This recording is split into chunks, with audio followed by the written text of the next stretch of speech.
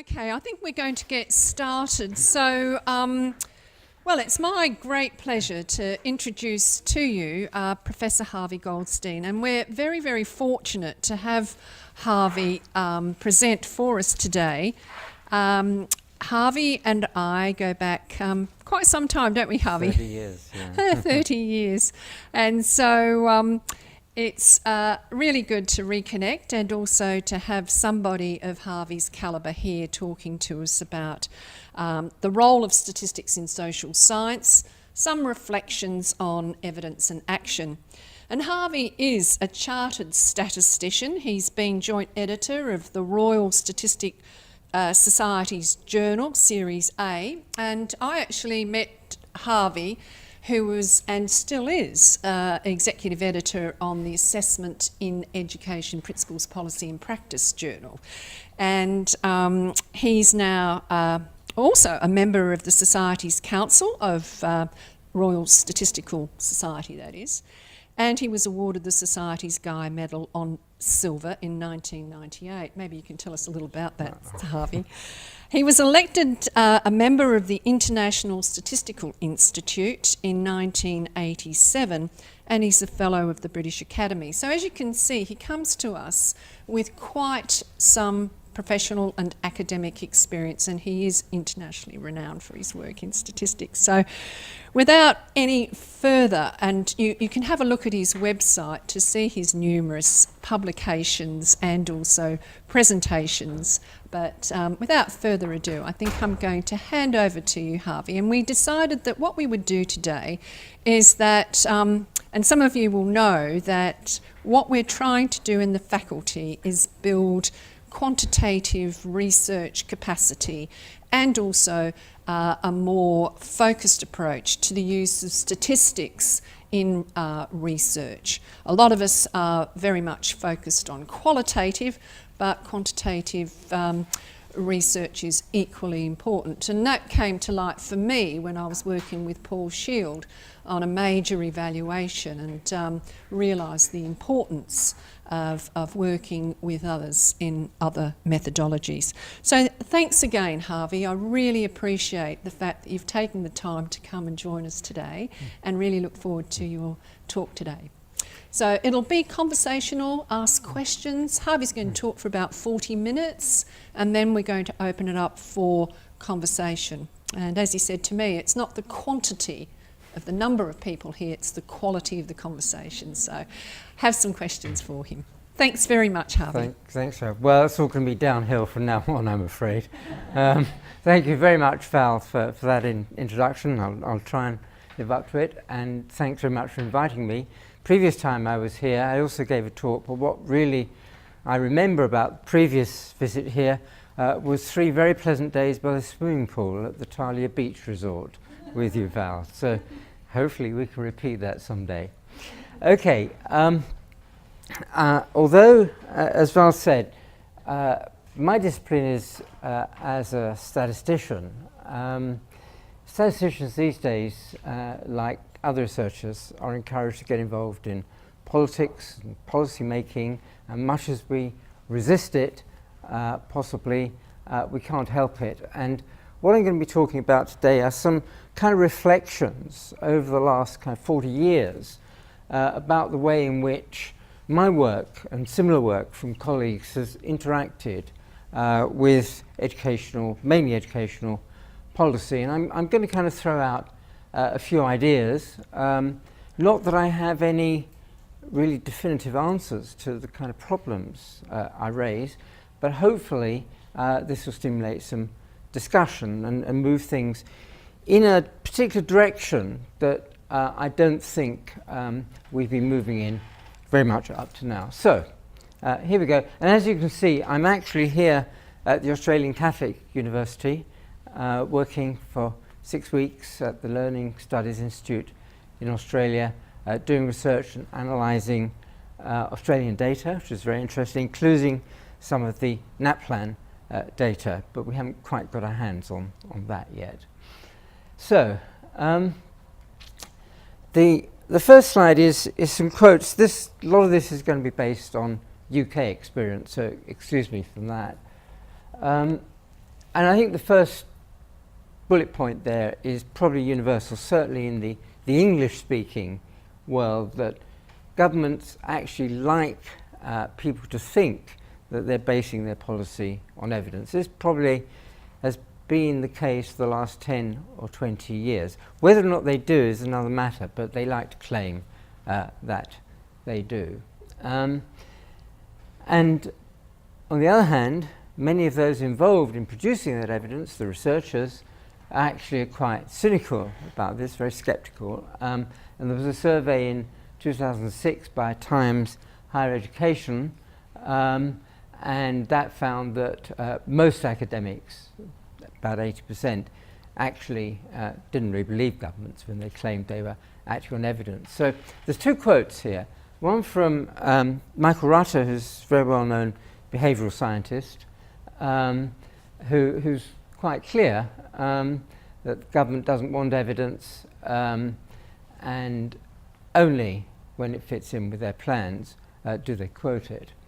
And then another quote from Professor Peter Timms, Durham University, who's quite a well-known educational researcher, who was complaining about a coordinated attack and a rubbishing not only of his research, but actually of him personally, by the then Secretary of State for Education, David Blunkett, and also Tony Blair, who was Prime Minister at that time, and Chris Woodhead, who was the director of our Ofsted, our inspection system.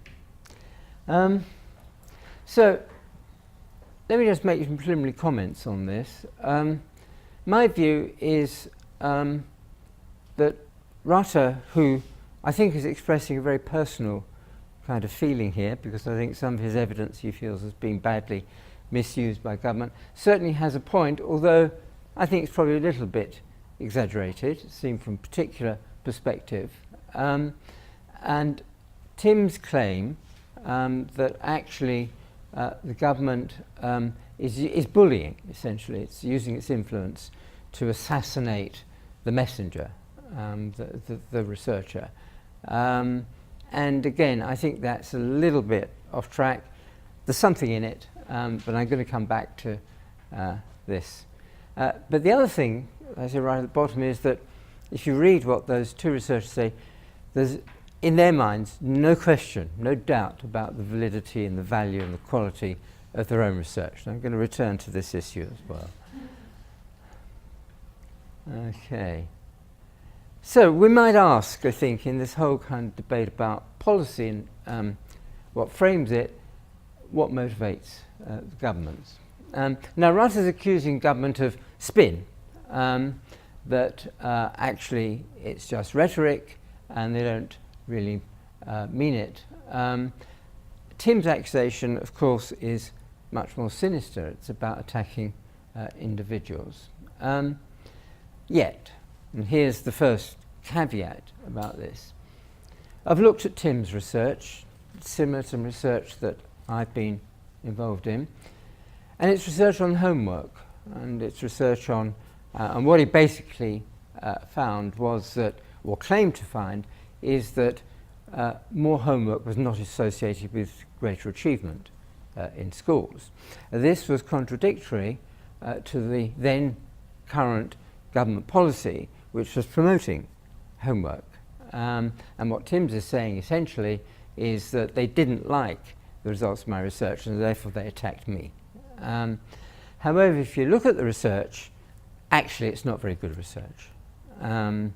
It's, first of all, it's not longitudinal, so it's only cross-sectional, and so the direction of causation, but whether homework influences performance or performance influences the amount of homework you actually are given and do, is a little bit up for grabs. And I would, if I had been a referee, not have recommended publication of that particular paper. And actually, if the government, instead of kind of just having a go at Timms, had said, right, okay, here's your results, they run counter to our policy, indeed run counter to possibly other research. Let's all get together and discuss it. they could probably have relied on enough other academics coming along, people like me, and not just me, other people, to actually point out that there were indeed flaws in terms of research, and they shouldn't get too worried. It didn't necessarily mean their policies were wrong, and what they need to recognise is that whatever any particular researcher says is always potentially contestable. And even if at the present time most researchers agree about the interpretation of some findings, in 5 years' time that might change. There are fashions in research. Research does not provide definitive answers. Researchers disagree, as you all know, among themselves, sometimes quite violently. And that's what I think governments don't recognise. They make a great mistake by not recognising it. Because here's this example. Had that government had Blunkett, who in my views anyway, a kind of political bully, so he wouldn't have done it, but had he actually done the rational thing and said, let's have a debate and let's see what you all think, he probably would have come out smelling of roses, because in my view the consensus would have been that that research was flawed and that other research that showed different results would basically be more acceptable. So here's just a little anecdote actually that sort of says, look, if you're a policymaker, don't feel that you're always under attack. Actually, you know, open up, be transparent, invite a multitude of views, and let the researchers, let the people who know about this sort it out. And so you can get informed about the spread of opinion and the weight of evidence here and there. So that's the kind of, as it were, first kind of deduction, inference from this particular incident. And it could be a win-win situation. I mean, not a win for Tim's necessarily, but a win for, if you like, social science and for the policymakers. Okay. So this leads me on to ask this question. There's evidence out there, or stuff that calls itself evidence. When can we ignore it? When should we ignore things that claim to be evidence? So I'm going to illustrate what I mean here by the topic of class size. Prior to about 1990, there were lots of studies of the relationship between class size, typically in elementary primary schools, and pupil performance. And the received opinion, of course, was smaller classes were better. That is still the received opinion. Unfortunately, hardly any of the research studies showed that. Nevertheless, all the policymakers, both the teachers, the teacher unions, and the politicians, decided to ignore the lack of evidence about positive relationship and agree that class sizes should be reduced. They were ignoring the evidence. Were they right? Okay. There were thousands of studies up to about that point. But several people, including notably Slavin, did a very careful meta-analysis. And it turns out of the 1,000, only about 9 actually met the criteria for being halfway decent in terms of research design. They had to be longitudinal, most of them were not longitudinal, and satisfy other criteria. And when he did a meta-analysis, in fact, that appeared to confirm that a small class size, there was a small class size effect, but only in the early years of schooling. So nothing general, but there's something there, something that maybe is worth taking note of. And then there were some experimental studies, notably the STAR study in Tennessee, that was or claimed to be a randomized controlled trial, although there were issues with that. And then some more studies that I was involved in the late 1990s in the UK, very large studies that very much confirmed not only the STAR results, but also this finding of a small effect, but in the first year or two, kindergarten, first year of schooling, promoting performance, but then it washed out. So some things there, worth taking note of, but That's the evidence.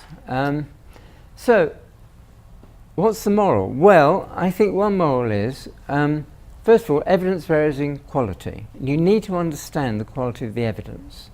And of course, that is partly the job of experts. That's the job of the scientific community as a whole, to have some kind of criteria for establishing what is good evidence and what isn't. It's not an easy task. It does seem to me, there's not such a thing as evidence and no evidence. There's different kinds of evidence. That's the first thing. Now, the second thing is, if the evidence seems to be counterintuitive, it's maybe the evidence is wrong.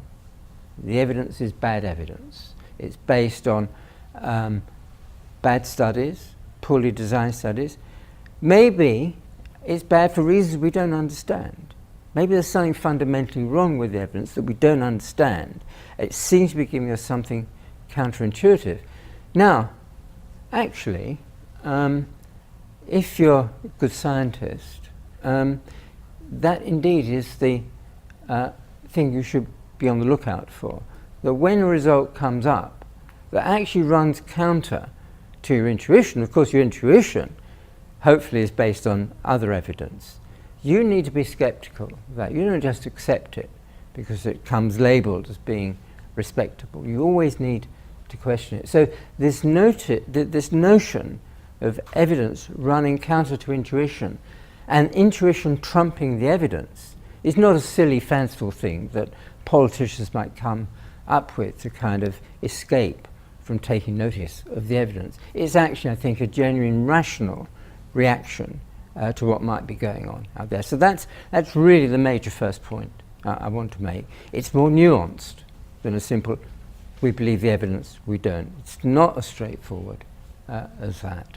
And in fact, and I think in this case, the persistence of this intuitive belief has actually prompted people to do more research and better research. And that did come along in the 1990s and later. Better studies came along and actually established what I think is a more satisfactory view of class size. This is not the end of the story by any means. And these results and these studies that I've talked about are really only relevant to the United States and the UK, which is where they've been done, and may not be relevant in other systems. So there's all of these things you need to take account of.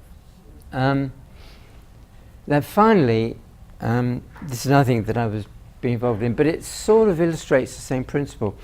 IALS is the International Adult Literacy Survey. Some of you may remember this. It was one of the early OECD studies of adult literacy, OECD being the promoters of well-known PISA studies, which are well known.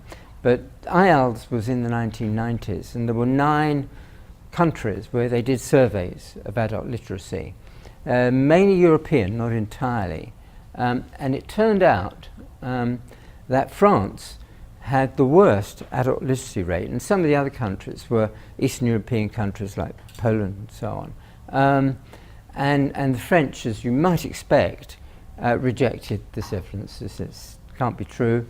And of course, partly that obviously was for chauvinistic reasons, as governments often act out of chauvinism, but also quite realistically, that here was a well-educated population, very literate, and the idea that they had the worst adult literacy rate out of these 9 countries was a little bit difficult to accept. And what happened was that they persuaded the European Commission to fund a reanalysis of the data and a resampling, a new study. And lo and behold, and this is where I was involved in the reanalysis, it became quite clear that there were lots and lots of flaws with the initial study. There were flaws in terms of the instruments used and the data analysis, and that when they did some new surveys and looked at a reanalysis of the data, it was really quite different. And France did not have the worst literacy rate, it was much more problematical. It depended how you define literacy, depended on how you, which items are used and how you combine them, and what questions used, and the whole issue of translating from one language, English, which is how the survey instruments are done, into other languages like French, but not just French, Swiss French, Canadian French, all different, and the context in which the items were translated all different, so they meant different things, they're more or less familiar, and so on. A whole lot of issues which have been discussed in the literature. This thing became highly problematical, so the simple conclusion initially became one that just disappeared, sort of crumbled away. And it's another example of rejecting the evidence when the evidence itself is, as it were, so unbelievable that you think something must be wrong. And that is a perfectly rational response. In fact, it's perhaps the most rational response. And we're always told to kind of question things. And we should do that whether we're policymakers or researchers. So there's another example which just kind of backs up what I was saying. Okay, so now I thought I'd say something about NAPLAN. I'm actually quite hesitant because you all know much more about NAPLAN than I do. Although I hope by the end of February to know a little bit more if we can get hold of their data. So, league tables. Been quite heavily involved in school league tables in the UK, but not really involved as yet with what you have in Australia, which have been running for less time and they're used and presented in slightly different ways, but there's some common elements. Now, league tables, of course, are high stakes. In the UK, they're associated with targets. In the US, if you do well in the league tables, then your school prospers. If you're a teacher, you get a salary rise and all the rest of it. So these are high stakes things. And it is also well known, there's a lot of literature, that because of that, they create what most people refer to as perverse incentives. And that is the incentive to, whatever happens, make your students do well on the tests. So the hell with anything else. Whether they actually learn anything or not, as long as they do well on the tests, that's what you want. So those are, I'm of course exaggerating, but that's the kind of perverse incentive that's been fairly well documented in the literature. And all the gaming strategies that schools use to maximize their results. Okay, so that's all fairly well understood. Now, the thing I want to kind of talk about here, and this sort of relates directly to policy, is that the way the results are presented, whatever you think about the actual implementation of these schemes, the presentation of results very often is what I think of as quite dishonest. Because despite a lot of caveats being well known and available for presentation, they almost never are. So, for example, if you're presenting a school average, certainly in the UK, they almost never present uncertainty intervals. Actually, NAPLAN is way ahead. In Australia, they do, and they make a point of presenting what they call confidence intervals. So that's something where they're well ahead of the UK. And the other problem about these, and I think this affects NAPLAN just as much as the similar tables in the UK and elsewhere, like in the US, is the claim that these things, despite what might be buried away in the small print about some of the drawbacks and limitations, that they're actually there to be used, for example, by parents for school choice and for holding schools to account. But while those things are emphasized, there is no real emphasis on the limitations or the drawbacks, or indeed a reference to debates about the use of these things, of which, of course, there are many. So these are a tool of government where they're taking evidence. There's some evidence there. I mean, the test claims some evidence, but their understanding of how the evidence can be used is extremely limited. And at the same time, of course, there is debate within the academic community about the status of that evidence. So, for example, if you read, as I have just been recently, the NAPLAN reports, methodological reports, technical reports, you will see that many places they refer to experts having been used to compile the test, to equate the test, to all sorts of other things, without ever any reference to the fact that these experts, not entirely clear who they are, they've got my suspicions, are by no means universal. And there is, in fact, quite a strong, heated debate among educational researchers and statisticians about the use of the techniques that have been used to do all of this.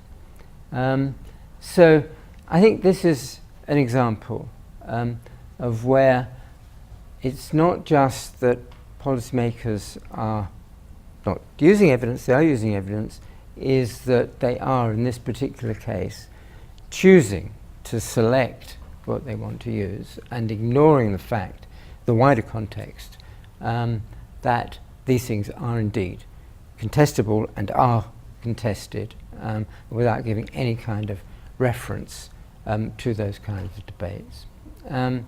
So I won't sort of dwell on this too much. There's just a few things here, and that last one is one of the things that we might have a discussion on, because I don't actually know a lot about NAPLANs, just some things I picked up, and you may well want to contradict my understandings. Okay. I would need to say something about the media.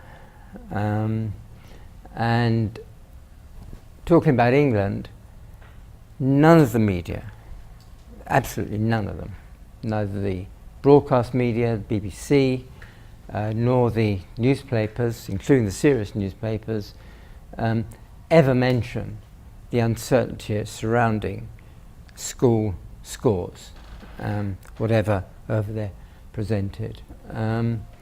And even though we know, because we've analysed the data and other people have, that actually, if you're looking at year 11 school, this is our school leaving exam, GCSE, the uncertainty intervals, the confidence intervals are so large that up to 70% of secondary schools can't be statistically separated. Yet, they are ordered in league tables as if these are a precise description of how schools rank. It's not that the politicians and the civil servants don't know about this. It's that they don't bother to insist that the media produce them. So if you go to the government website, you will see some of this. You will see some uncertainty estimates, some confidence intervals. They never get beyond that. And the government has never seen it as its role to try and educate the public in this respect. So although the media are pretty awful, it's not entirely their fault. They're also pretty ignorant, and nobody sees it as their job to do anything very much about it, at least nobody in power.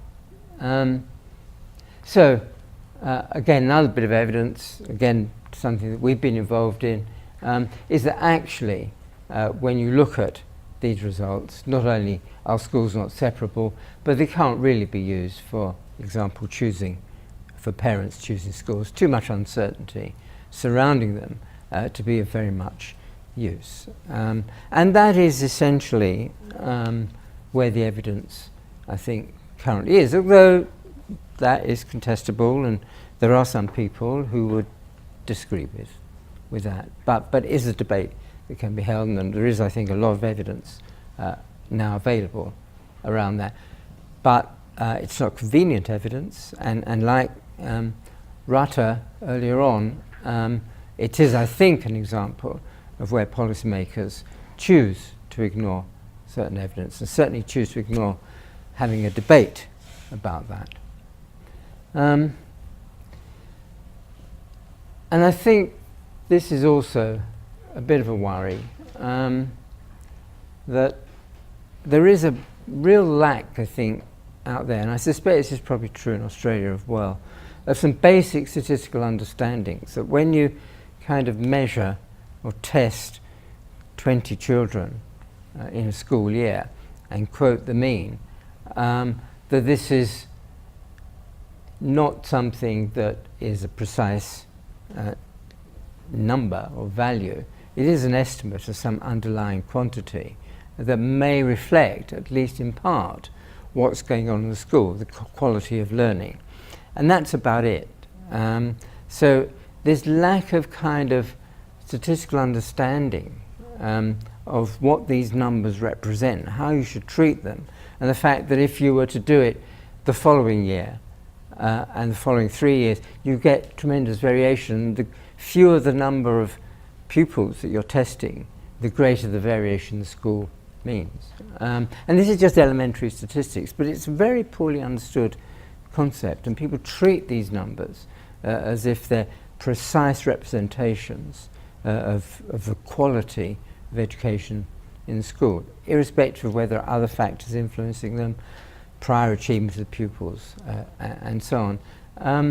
And it's this kind of lack of understanding, the need to try and educate people so they have some realization of this, that I think is one of the sad aspects of this whole business of league tables. This is a wonderful example, actually, of how you could convey some very basic concepts, understandings of statistical uncertainty to the population, certainly to parents, but it's not done.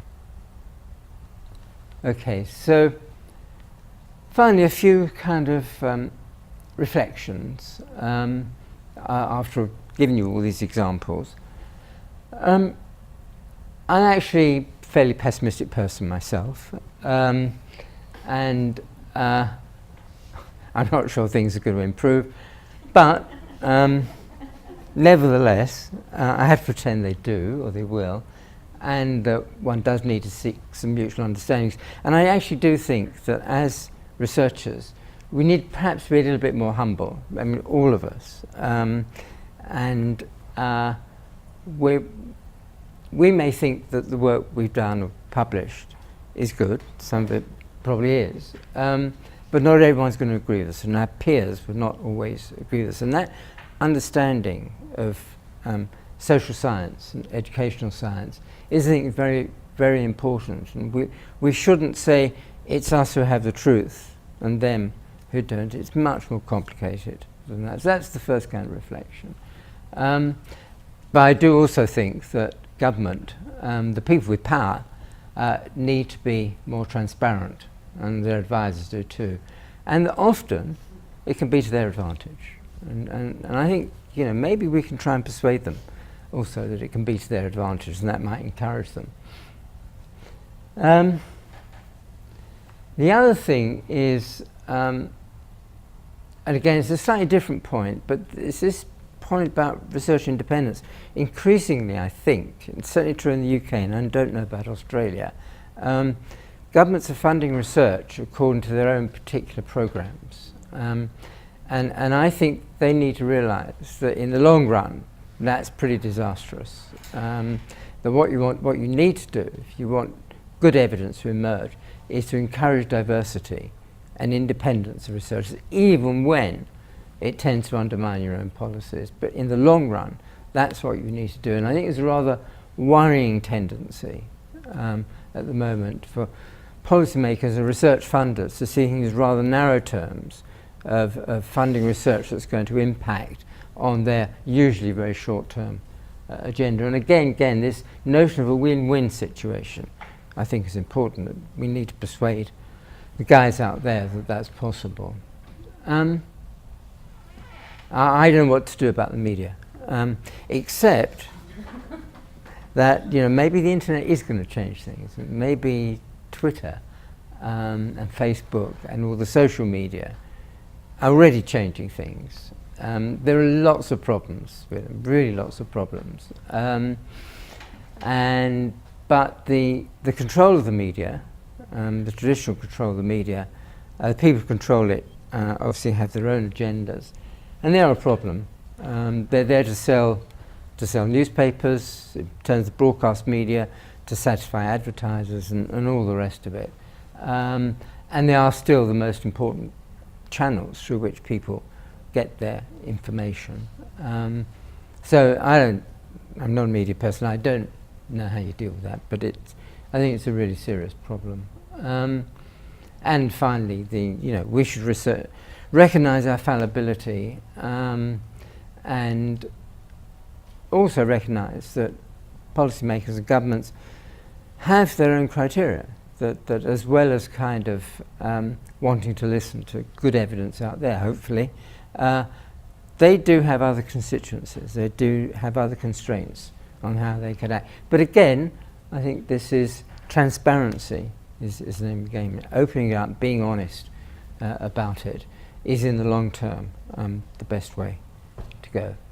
So, that's all I have to say for now. Thank you.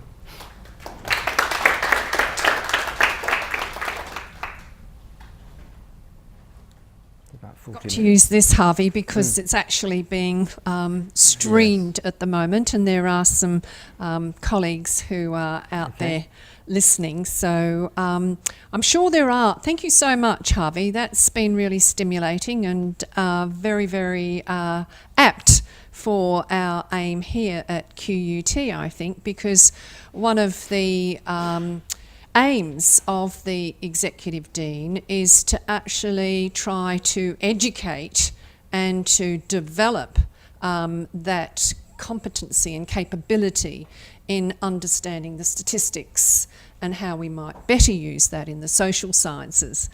But I believe that some of my colleagues here would have some questions that they would like to ask. So thank you, Paul, and I'll bring this over. I'm sorry you have to talk into this. Thanks, Val. Thank you, Harvey, for the presentation. I particularly appreciated your cautionary note. That was well taken. My question has to do with the inappropriate use of things like NAPLAN to gauge and measure teacher performance. Yet, the research would indicate that effective teaching means effective learning. It's probably the most important component of a classroom environment. As quantitative researchers, can we measure teacher effectiveness? Or is this a qualitative realm only? It's a big question. I mean, way back in the early 1980s, there grew up a kind of movement called school effectiveness, by which they kind of included teacher effectiveness, and that was I got involved in that because that involved a lot of statistical analysis of longitudinal data where you looked at pupil performance or behaviour and you adjusted for everything in sight, so you could eliminate all the things that might be outside the control of the school or the teacher, and what was left then you assumed was what the school or the teacher contributed.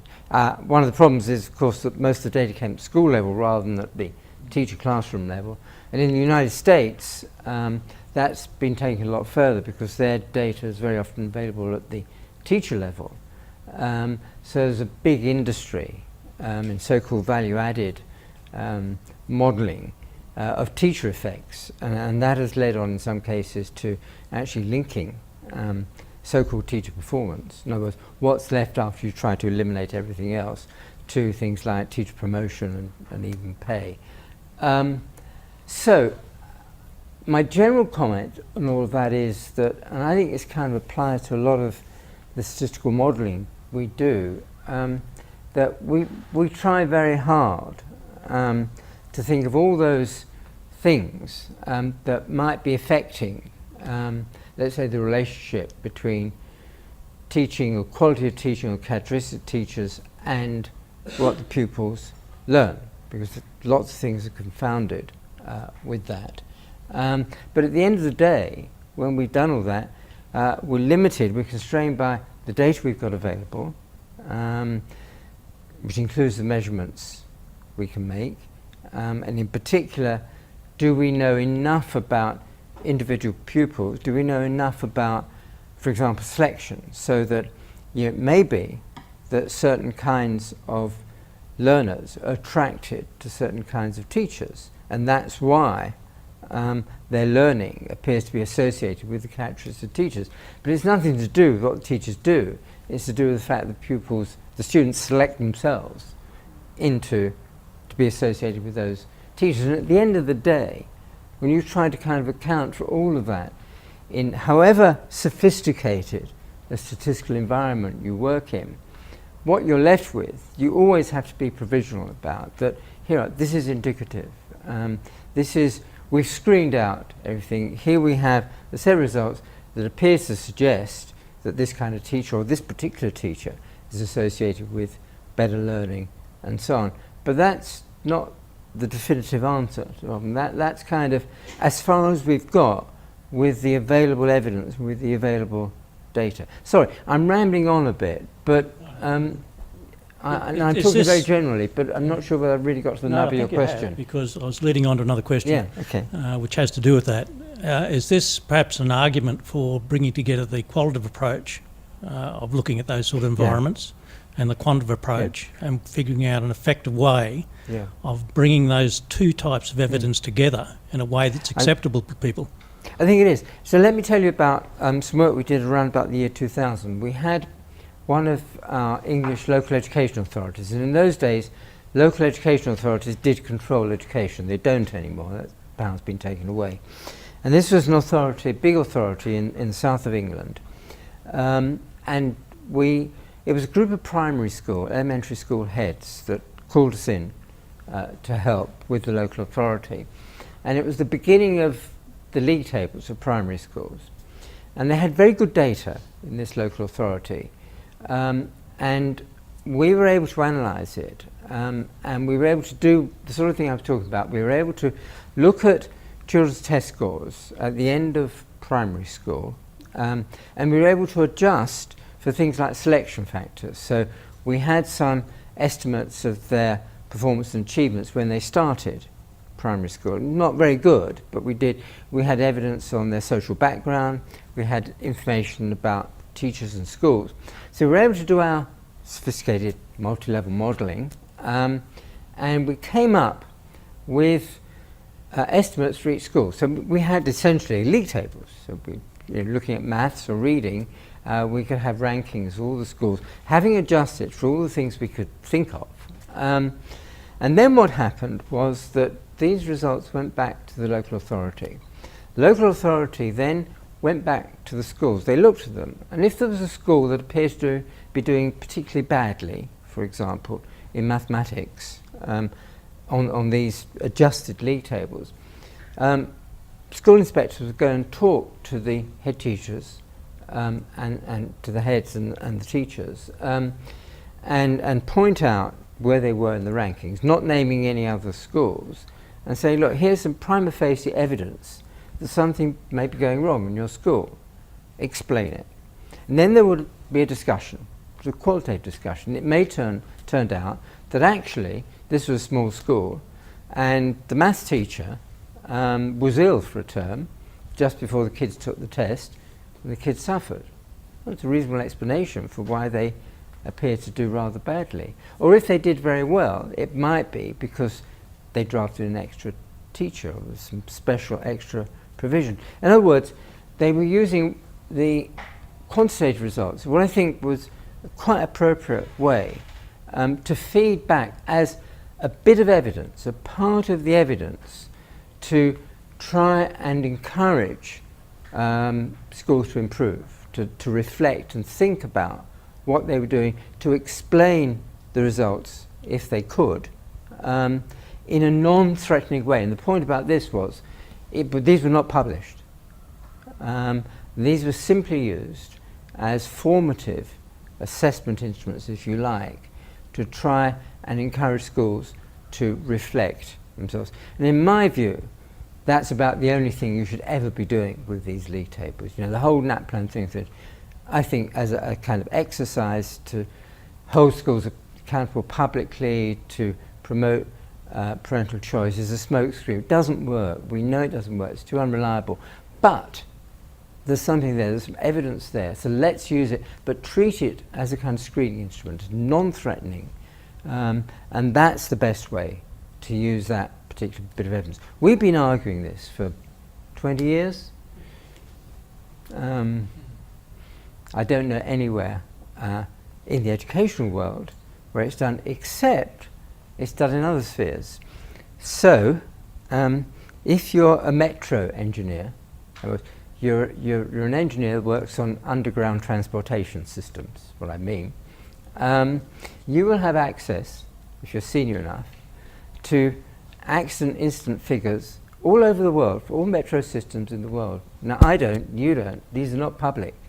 But they are used by the engineers to try and understand if something goes wrong, some train is derailed somewhere or there's some incident, then they all know about it and they analyze the data and they talk to each other to try and improve it. But they never publish it, and I think for obvious reasons. And it is an example, I think, of the use of evidence in an intelligent fashion. Right? It's intelligent management of the evidence. And I'd just like to see a bit more of that in education. Now, it's a bit roundabout answer to your question, but... No, that was spot on. Yeah. Thank you, Harvey. Any more questions?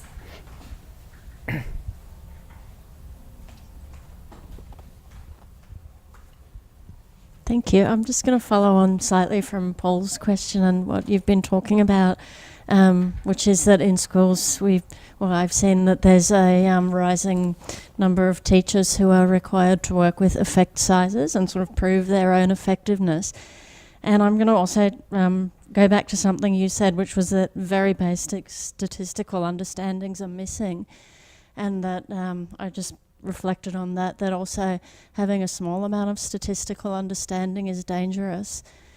With a colleague, I got some of the databases, not spreadsheets that teachers are using that are on the internet, etc. And there's actually a lot of errors in them, and yet teachers are doing all kinds of really odd statistical things to prove or disprove, well, their effectiveness. And I wondered if you've seen that. Well, yeah, I mean, I've seen it both in the UK and I've seen a bit of it on my school. And it's true that, I mean, the more stuff you provide, the more statistical information you provide in different forms, adjusting for this or not adjusting for that, comparing to like schools, as they try and do in my school, and so on. The more you proliferate those things, the more likely it is that one of them, by chance, will come up in your favour.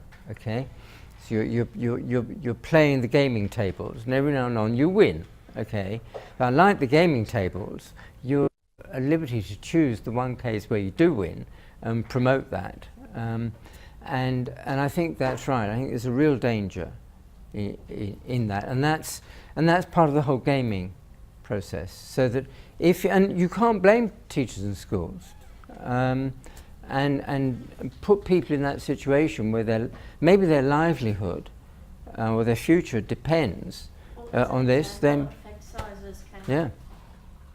effect sizes were part of the selection criteria for, let's just call it a promotion to being a master teacher. So they actually had to learn just a little bit in a short space of time about effect sizes.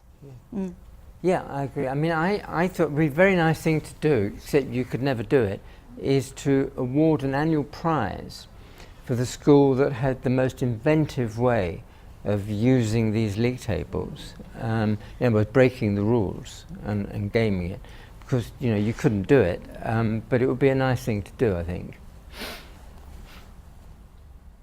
I'll just ask if there are any other questions, because I've got a couple actually. Harvey. Yeah, Jill? Thank you. Thank you, Harvey. I'm just wondering how much of the burden or responsibility of explaining our research is on us as researchers to policymakers, and how much are we independent? Yeah, it's a difficult question. It's an important question.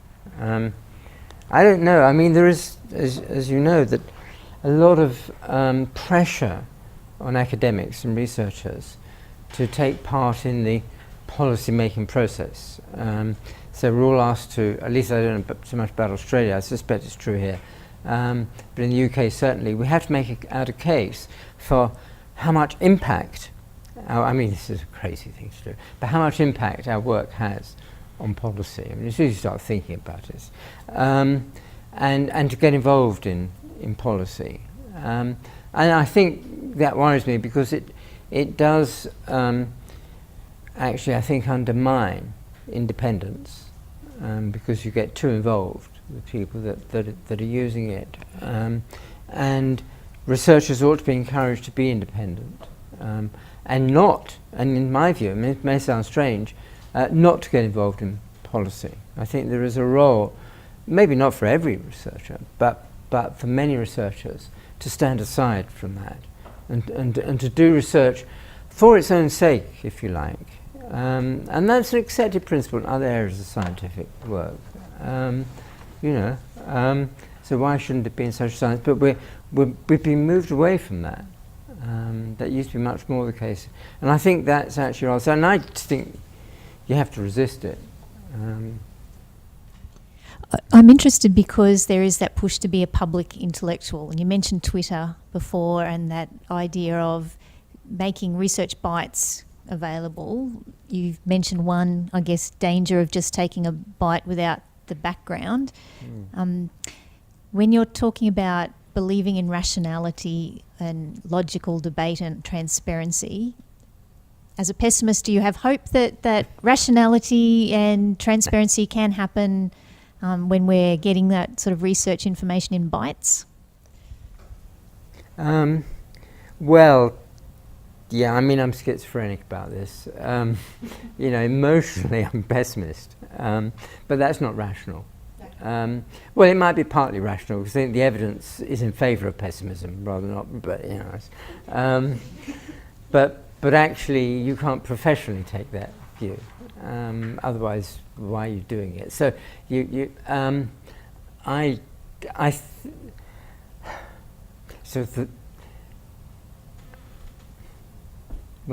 the future is with the next generation. I mean, you hope that people who are sort of coming through the system will want to reform it, and that there'll be enough there for them to use to do whatever they need to do to make the system more rational. So I think you have to go on saying these things about what you believe should happen, even if at the same time you're rather sort of doubtful about whether you're going to win. But it's not a very good answer, I know. It's a very rational answer. Any other questions? Yep.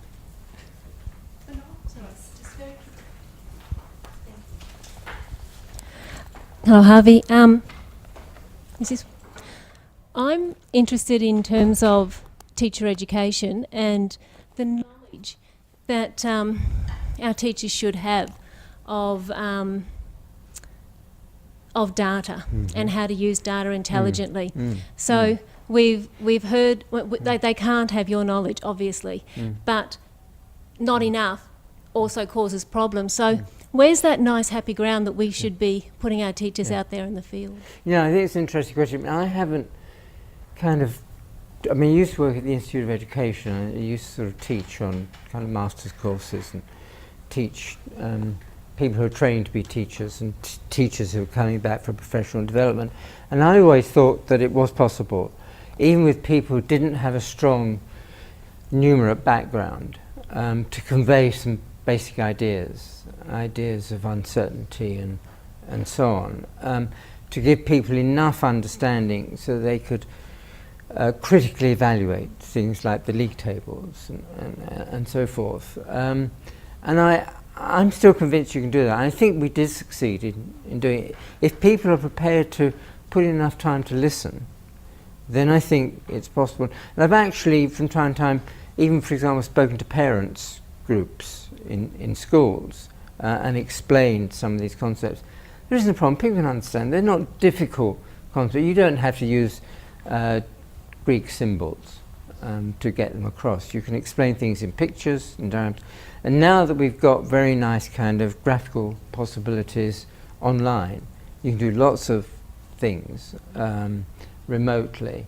And I think, for example, with the league tables, George Leckie, who's currently based here for a few weeks, and I've done some quite interesting work, I think, on visual presentation of some of these ideas, dynamically presenting kind of moving images, that we don't have the resources to implement, but which, for example, an education department would have the resources to implement and put up online, so people could actually see and understand what these things meant and how they worked in different circumstances. So in that sense, I'm actually optimistic. I think we can do this. I think the technology's now there to do it. And actually, I think you could bypass the traditional media if you had the resources to do that. And I think you could persuade people, if you were able to do it, to actually spend some time to look at it and to listen. So I'm quite optimistic, except that I don't see many places where this is going on at the moment. Thanks, Leonard. Anybody else?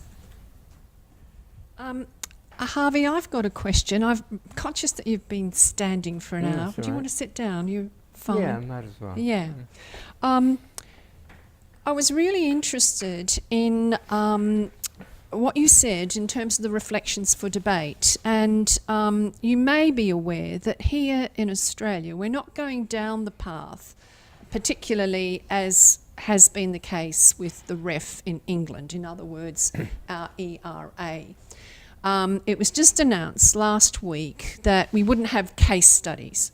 Rather, they're going to look at the ARC, which is equivalent to ESRC, linkage. And the linkage is a program that differs to the discovery in that you link with a partner. And the intent is that you work with partners, they provide funding and in-kind support, but the idea is that you actually generate knowledge together. And that will be an indicator of impact. And your important point there about maintaining independence. And I was just wondering whether you had a comment on the approach that we might be taking here in Australia. The head of the ARC has described the case studies as far too expensive, and perhaps we have enough data in the system through these types of projects. But perhaps you could comment on that first.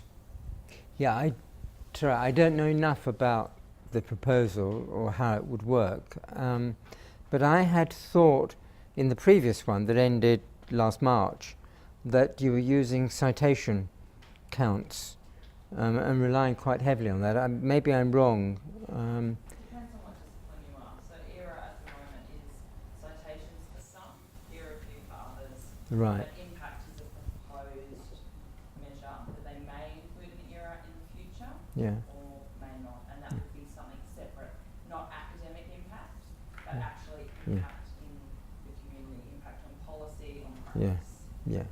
Well, first of all, I think the notion that you should be judged by impact on policies is wrong-minded, because you could have impact that leads to disastrous policies. What does that mean? And to separate impact and not to link it to the quality of the research that underpins it is crazy. That argument was made the last time for our what we call research excellence framework, research assessment, but was ignored. Anyway, so that's sort of one of the things about impact. There was a long debate, like I guess you're having here, in terms of whether you should use citation counts. And again, some disciplines did and some didn't. And it wasn't necessarily the disciplines you might expect. So I don't know about all of them. So the economists did, and I believe the psychologists did. None of the other social scientists did. I think chemists and physicists did, but the mathematicians didn't. So it was kind of an interesting mix. Personally, I don't really go for citation counts. I think they cover up a lot of... They're a kind of rough and ready kind of screening device, but to use them to actually make judgments, I think, is misguided. In terms of what we did, I think the peer review was the best part of it. It is expensive, it's very time consuming, but unless you're prepared to put in resources of that order of magnitude, how else are you going to kind of measure what you really want to measure, which is the quality? But also I think what was really misguided, has been misguided about all our things that happen every 4 or 5 years, is they all start afresh. So it's as if that history was wiped out. So in 2014, you evaluate everybody without paying any attention to whatever to how they performed in 2008. Well, this is crazy.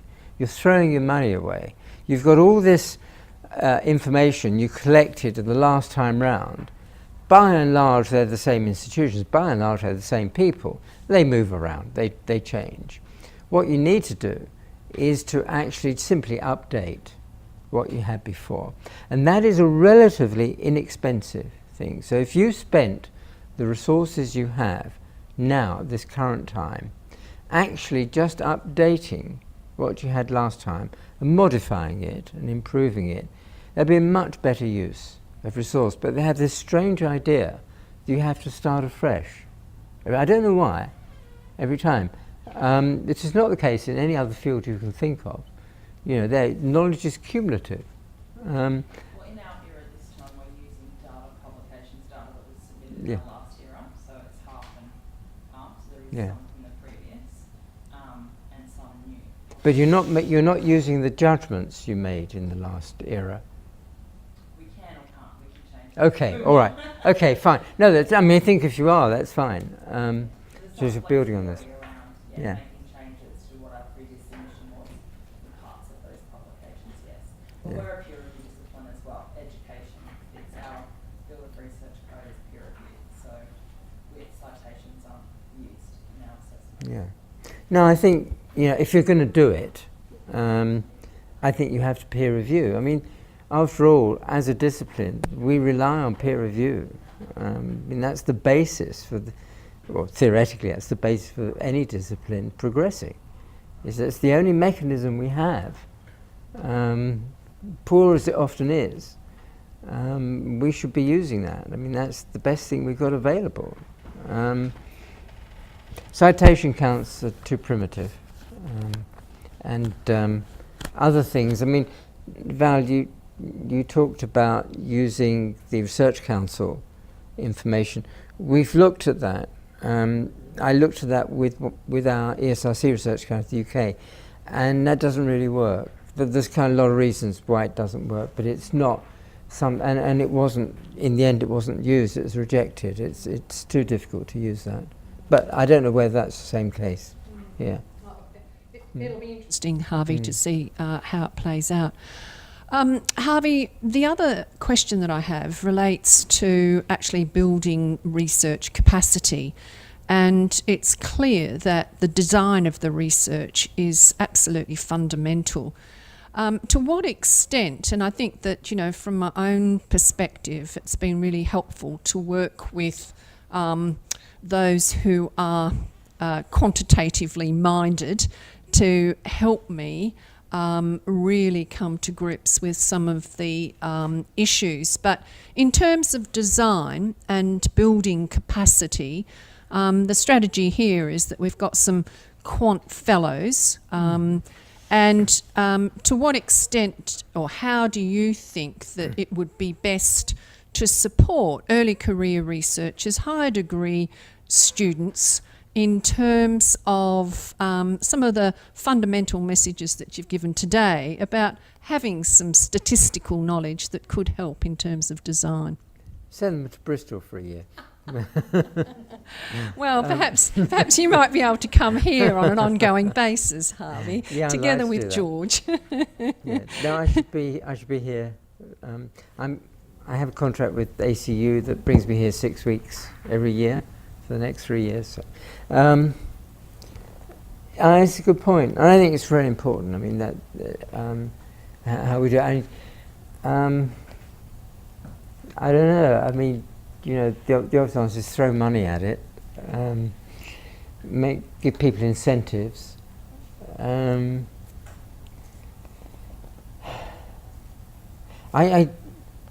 you know, if there was a simple answer, we'd all be doing it.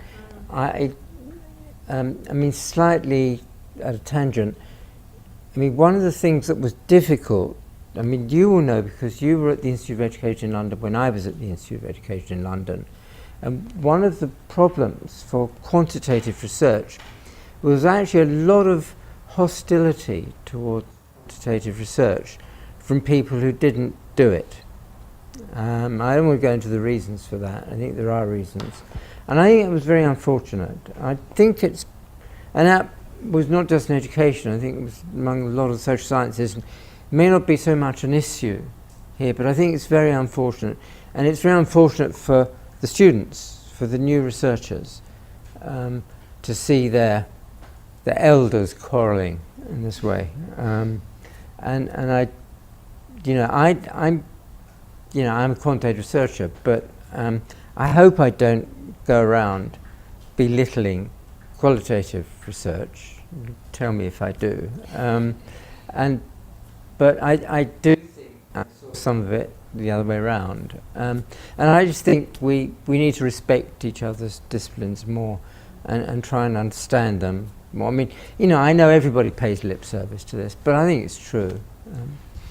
I think it's really important, and I don't think you would ever actually do that, Harvey. But in the evaluation that Paul and I were involved in, what became absolutely clear was that teachers themselves, and also principals, I'm sorry, Merida, you were involved as well, did not have the skills in order to be able to analyse the data effectively.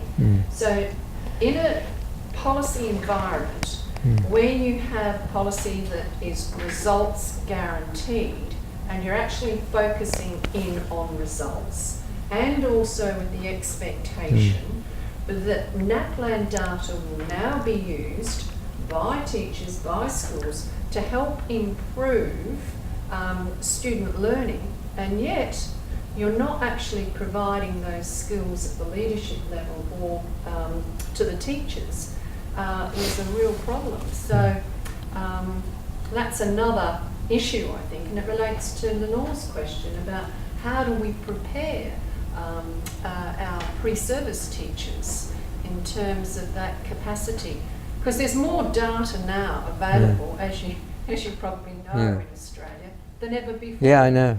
Yeah. I don't know. Got to turn that on. I don't know about. I mean, it's a good question, and you're right. It needs to be done. I was just going to make a comment on that I did 4 years of a psychology degree where we did statistics every year, and I feel like I have a small but okay amount of statistical knowledge and understanding. So for me, I'm not surprised that teachers freak out and have no idea what to do. I think if someone came to me and said, can you analyse this data, I would freak out. So unless we're going, you know, I think we need to pay people who know what they're doing to do that.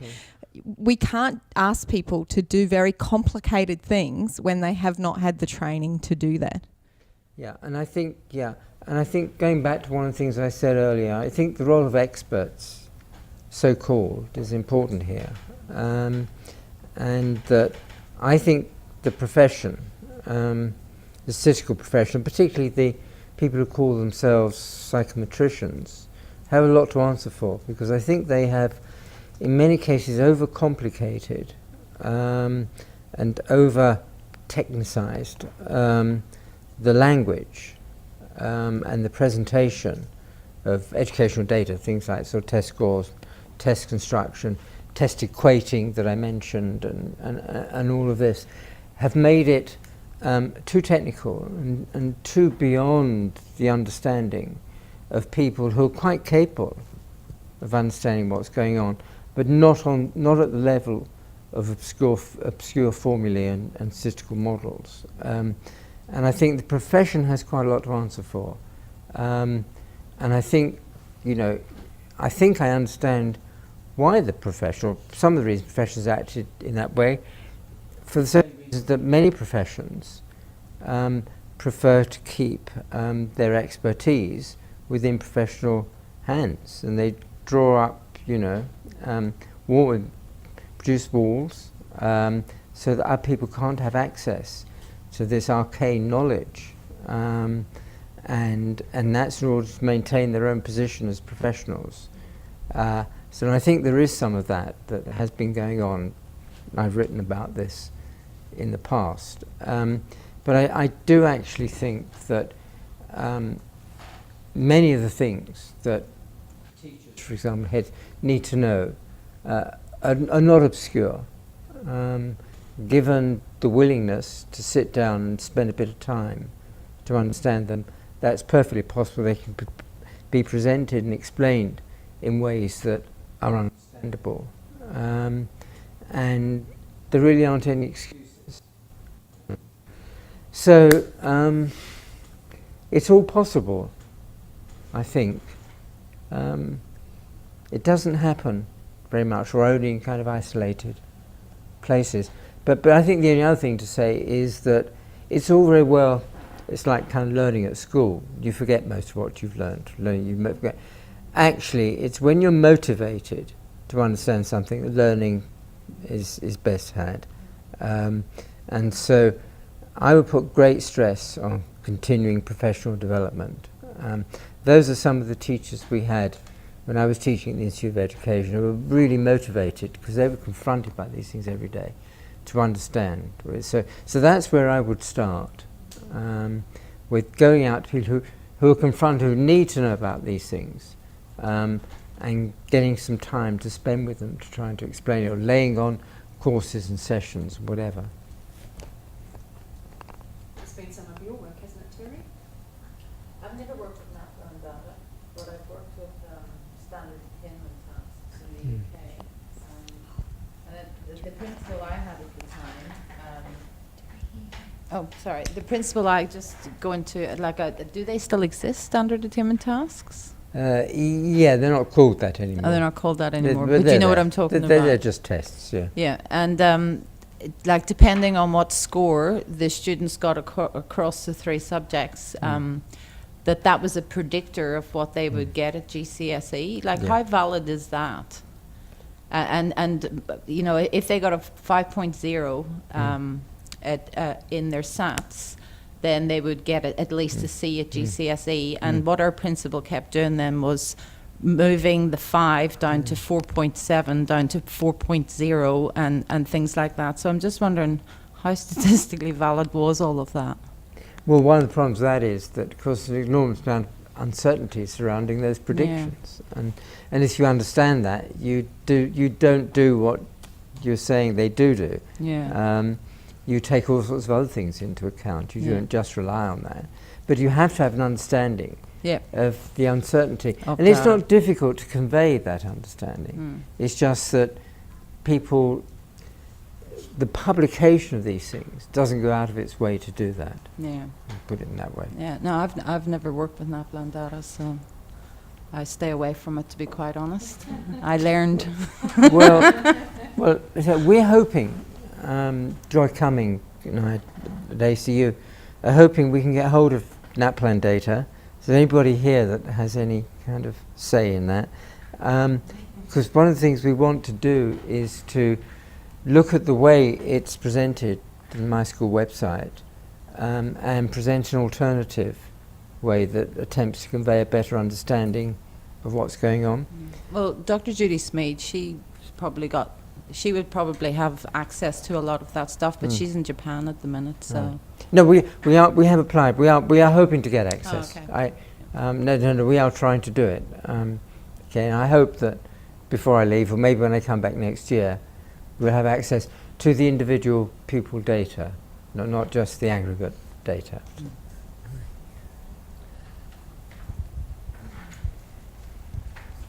Any other questions? Anything else that anybody would like to ask? Anything from our Quant Fellows?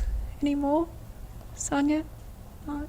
I just think it's ironic because we're just sort of looking at schools and how that plan informs, what we perceive as, quality teachers. But we do something similar here in university as well, where we have our Lex data. And quite often, we'll have small classes, 3 people responding, and that also informs, promotions and things like that. So, I guess we're not immune to that going on as well. So yeah, there's the same in the UK as well. Yeah, we have similar things. Yeah. Well, Harvey, can we all thank Harvey again? Thanks so much. Thank you. Really enjoyed your presentation, and we'd like to welcome you back some other time. But thanks everybody for coming along. And George Leckie is a colleague of Harvey's. I've been to their multi-level modelling workshop and also the multi-level modelling centre in Bristol. Anyway, colleagues, if you are in England, I could fully recommend a visit to Bristol University. But thanks again.